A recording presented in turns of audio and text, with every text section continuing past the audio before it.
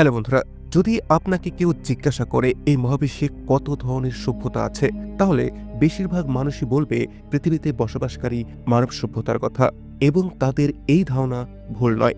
কিন্তু আপনি যদি সায়েন্স বাংলার ভিডিও নিয়মিত দেখে থাকেন, তাহলে আপনি মানব সভ্যতার পাশাপাশি অত্যাধুনিক এলিয়ান সভ্যতার কথাও বলবেন।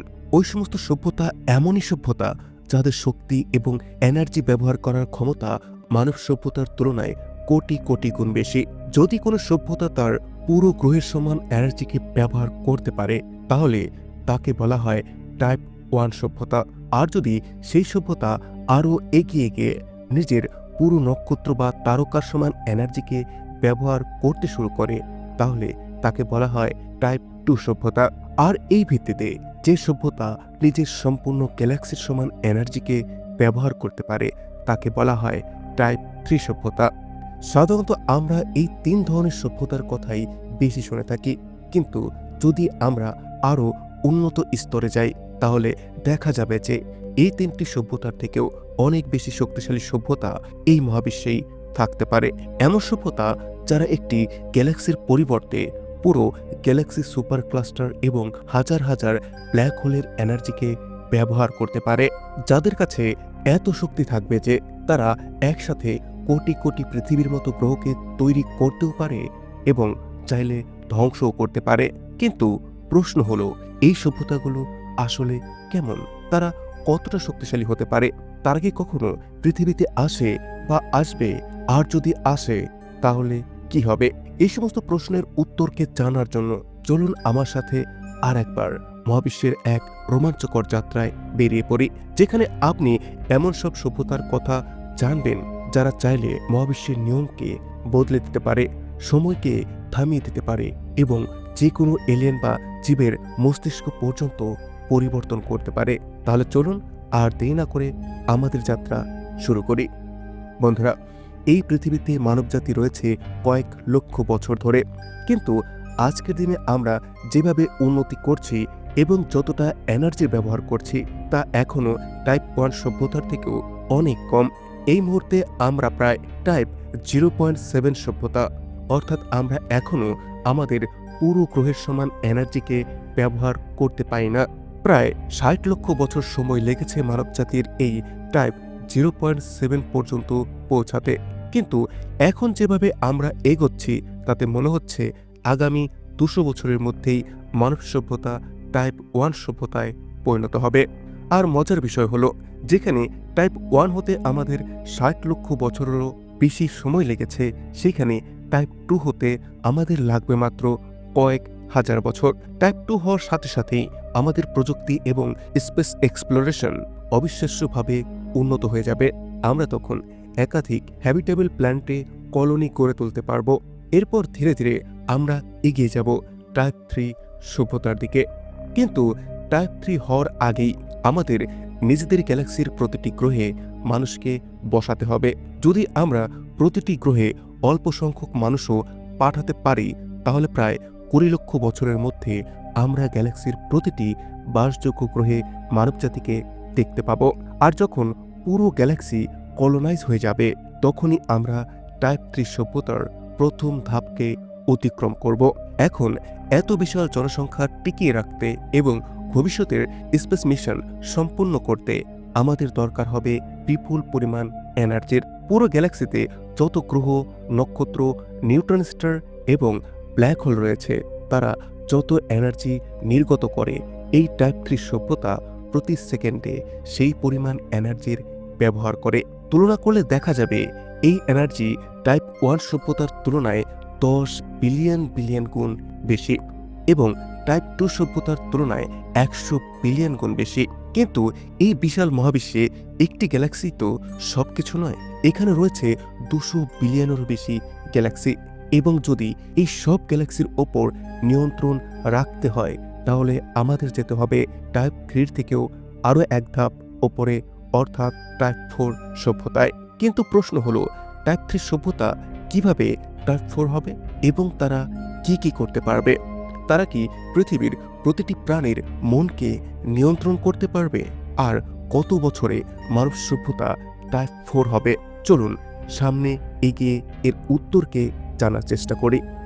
তো বন্ধুরা, টাইপ 4 সভ্যতা বলতে আমরা সেই সভ্যতাকে বুঝি যারা মহাবিশ্বে থাকা গ্যালাক্সির সুপার ক্লাস্টারকেও নিয়ন্ত্রণ করে, যারা হাজার হাজার গ্যালাক্সির গ্রহ, নক্ষত্র, ব্ল্যাক হোল এবং কোয়েজার্সকে নিজেদের ইচ্ছেমতো তৈরি করবে অথবা ধ্বংস করতে পারবে। এই সভ্যতা টাইপ 3 থেকেও বহুগুণ বেশি উন্নত হবে, আর টাইপ 1 এর সাথে তো এর কোনো তুলনাই হয় না। মানবজাতির কাছে এই সভ্যতা প্রায় ভগবানের মতো। আমরা কোনোভাবেই তাদের জ্ঞান এবং নিয়মকে বুঝতে সক্ষম নই। ঠিক যেমন আপনি যদি একটি পিঁপড়াকে বোঝাতে যান যে আপনি কিভাবে পুরো সৌরজগৎ বা গ্যালাক্সিকে নিয়ন্ত্রণ করেন, তাহলে সে কিছুই বুঝতে পারবে না। ঠিক তেমনি টাইপ 4 সভ্যতার ক্ষমতাও আমাদের কল্পনার বাইরে। যদি আমাদের সৌরজগৎ বা গ্যালাক্সি কোনো সভ্যতা দ্বারা নিয়ন্ত্রিত হয়, তাহলে সেই নিয়ন্ত্রণ বিস্তৃত থাকবে ভার্গো সুপার ক্লাস্টার জুড়ে, অর্থাৎ মিল্কি ওয়ে, লোকাল গ্রুপ এবং তারও বড় সুপার ক্লাস্টার পর্যন্ত টাইপ 4 সভ্যতার আধিপত্য থাকবে। এইসব গ্যালাক্সির প্রতিটি নক্ষত্র, গ্রহ ও ব্ল্যাক হোল যত এনার্জি উৎপন্ন করে, টাইপ 4 সভ্যতা তার সবটাই ব্যবহার করে। তাদের এনার্জি ব্যবহার প্রায় 10⁻56 জুল প্রতি সেকেন্ড, মানে প্রতি সেকেন্ডে প্রায় 10 কোটি সুপারনোভা বিস্ফোরণের সমান শক্তি। এমনকি 10টি কোয়েসার্স তাদের পুরো জীবনে যত এনার্জি ছড়ায়, টাইপ 4 সভ্যতার তা লাগে প্রতি সেকেন্ডে। সূর্যের মতো 1 বিলিয়ন নক্ষত্র প্রতি সেকেন্ডে গ্রাস করলেও এই সভ্যতার জীবেরা ক্ষুধার্তই থেকে যাবে। কিন্তু প্রশ্ন হলো, এত এনার্জি তারা কি করে? চলুন কল্পনা করি, যদি আমাদের মানব সভ্যতা কিছু সময়ের জন্য টাইপ 4 সভ্যতা হয়ে যায়। টাইপ 4 সভ্যতা হওয়ার সাথে সাথেই আমরা মহাবিশ্বের প্রতিটি গ্রহ ও গ্যালাক্সির সম্পর্কে জানব, তাদের পুরোপুরি নিয়ন্ত্রণ করতে পারব। ইন্টারস্টেলার এবং ইন্টারগ্যালাকটিক ভ্রমণ হবে খুবই সহজ। আর্টিফিশিয়াল ওয়ার্মহোল তৈরি করে আমরা কয়েক সেকেন্ডের মধ্যে যে কোনো গ্রহে পৌঁছে যাব। এই প্রযুক্তি টাইপ 2 পর্যায়ে শুরু হবে, কিন্তু টাইপ 3 ও টাইপ 4 এটাকে পারফেক্টভাবে ব্যবহার করবে। টাইপ 4 পর্যায়ে ওয়ার্মহোল হবে সবার জন্য সহজলভ্য।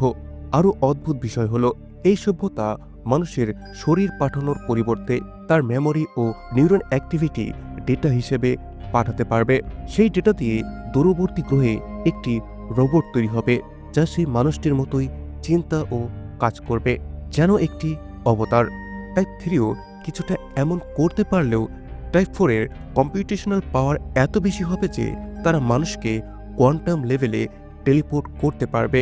কিন্তু এটাও তাদের আসল শক্তির পূর্ণ বিবরণ নয়। টাইপ 4 সভ্যতা একাধিক ডাইমেনশন পর্যন্ত সচেতন হবে। যেখানে আমরা বসবাস করি এটা 3 ডাইমেনশন, আর টাইপ 4 সভ্যতা যেখানে বসবাস করবে সেটা হবে 5th ডাইমেনশন, অর্থাৎ সময় ও গ্র্যাভিটির ওপরে তাদের সম্পূর্ণ নিয়ন্ত্রণ রয়েছে। শুধু তাই নয়, তারা ষষ্ঠ, সপ্তম এবং তার থেকেও উচ্চ ডাইমেনশন পর্যন্ত তারা বুঝতে সক্ষম হবে। বিজ্ঞানীরা মনে করেন টাইপ 4 সভ্যতা মহাবিশ্বের প্রতিটি নিয়মকে জানে। তারা ডার্ক ম্যাটার থেকে এনার্জি তৈরি করতে পারে, এক্সোটিক ম্যাটার দিয়ে স্পেস ও টাইম ট্রাভেল করতে পারে এবং সব ধরনের প্যারাডক্সকে তারা ভেঙে দেওয়ার ক্ষমতা রাখে। তারা এমন অস্ত্র বানাতে পারে যা একবারেই বহু গ্যালাক্সিকে ধ্বংস করে দিতে পারে, বিশেষ করে সুপার ম্যাসিভ ব্ল্যাক হোলকে ব্যবহার করে। যে সভ্যতা গ্র্যাভিটিকে নিয়ন্ত্রণ করতে পারে সে যে কোনো গ্যালাক্সির কেন্দ্রে থাকা সুপার ম্যাসিভ ব্ল্যাক হোল বা কুইজার্সকে ধ্বংস করতে পারে।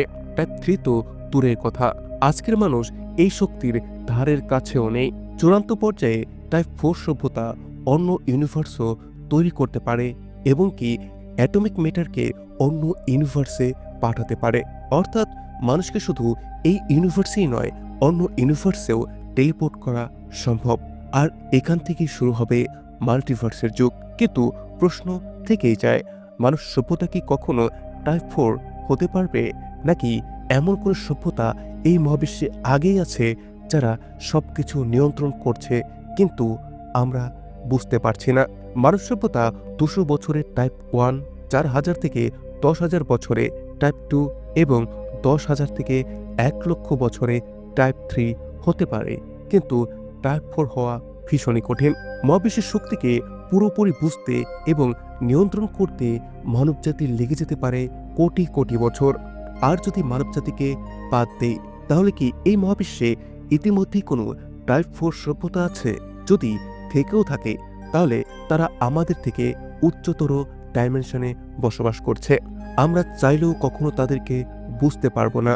তারা আমাদের গ্রহ তৈরি করতে পারে, ধ্বংস করতে পারে, পুরো সৌরজগৎ বা গ্যালাক্সি মুছে ফেলতে পারে। তাদের কাছে পৃথিবী একেবারেই গুরুত্বহীন। জু হাইপোথিসিস অনুযায়ী উন্নত সভ্যতাগুলো কম উন্নত সভ্যতাকে শুধু পর্যবেক্ষণ করে, হস্তক্ষেপ করে না। ঠিক যেমন আমরা যদি কোনো গ্রহে শুধু ব্যাকটেরিয়া দেখি, তাহলে আমরা সেটাকে উপেক্ষা করি। ঠিক তেমনি এই উন্নত সভ্যতাও আমাদের উপেক্ষা করে চলে। এই কারণেই হয়তো আমরা আজ পর্যন্ত টাইপ 2, টাইপ 3 বা টাইপ 4 সভ্যতাকে ডিটেক্ট করতে পারিনি। কিন্তু ভবিষ্যৎ কে জানে?